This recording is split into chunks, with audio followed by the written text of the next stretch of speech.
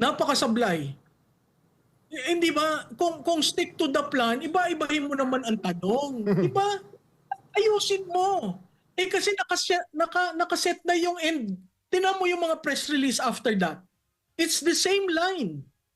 Which means that they have set already the framing of the narrative of BP. Si BP hindi pwede magkwento ng storya niya. Huh? Hindi siya pwede magkwento. Oh, natawa nga ako nung sinabi ang editor ng libro niya, yung isang congressman. Ikaw ba naman bilugin mo para ka talaga nag-e-edit, no? I mean, it also showed that BP can take, take a hard ball,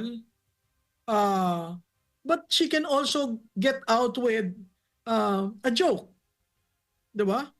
And everyone would, and that is, nung height ng kainitan, she came up with that. Sino pong editor, sino pong edi si Raul Manuel.